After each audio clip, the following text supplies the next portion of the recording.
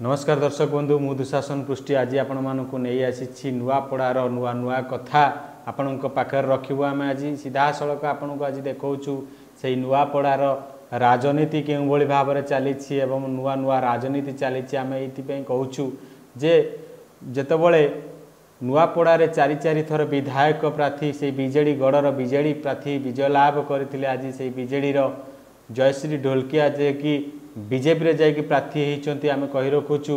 ये होती से बीजेपी प्रार्थी जयश्री ढोलकिया एवं कांग्रेस प्रार्थी जे रही घासीराम माझी जे कि रही कांग्रेस प्रार्थी घासीराम माझी से भी रणनीति आरंभ कर सारी कारण चारि चारि थर विधायक प्रार्थी रे हारी सारी हारिला परे भी मनोबल दुर्बल करना कारण गोटे प्रकार शपथ नहीं जनता सेवा करेंगे नेता हुंतु बा न हुंतु एवं जनता पाखरे रहिबे जनतांकर सुख दुखर भागी हेबा आम ये कहूँ आम सीधा सड़क से भोटर मानकर किसी प्रतिक्रिया नेबा जहाँकि नुआपड़ार नुआ नुआ कथा शुणा प्रथम आपण शुणु से भोटर माने कौन कहते। श्रीराम माझी जो है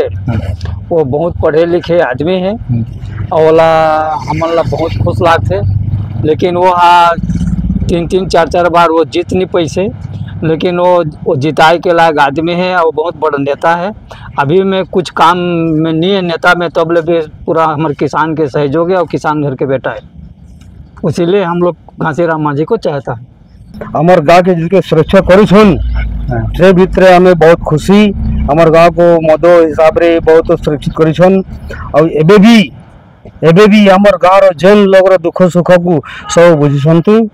से आज्ञा को बहुत बहुत नमन आम कांग्रेस पार्टी आज्ञा जिन दिन जाऊन से दिन आम बहुत आज्ञा को धन्यवाद मानुछू।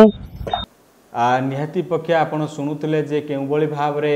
भोटर माने तांकर प्रतिक्रिया रखिछंती एवं खाली सेतिकरे जे रणनीति सरी जाउनी कारण बीजेपी कांग्रेस कथा शुणिले आपण बीजेडी कथा शुणु जहाँकि स्नेहागिनी छोरिया केउबली भाव रे तांकर भी मध्य रणनीति आरंभ करिसंती कारण एठी आमे कहि रखुछु चारि चारि थर विधायक बीजेडी गड़ थिला एवं बीजेडी वर्तमान केते या प्रति बाजीमात मारुची कारण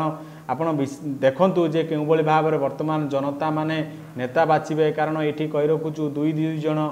नेता को वर्तमान बीजेडी टक्कर दौची कारण बीजेपी एवं कांग्रेस को मध्य बारंबार पूर्व धूली चटई छाड़ी बीजेडी वर्तमान देखा आगामी 11 तारिख दिन ए विजय लाभ किए करुँच एवं ये नुआपड़ार नुआ मकुट किए पिंधुंट कारण आम कही रखुचु जदि ये वीडियो आगु को देखापी आम चैनल को लाइक शेयर सब्सक्राइब करने को भूलु ना एवं आपणकर मतामत कमेंट माध्यम जनातु।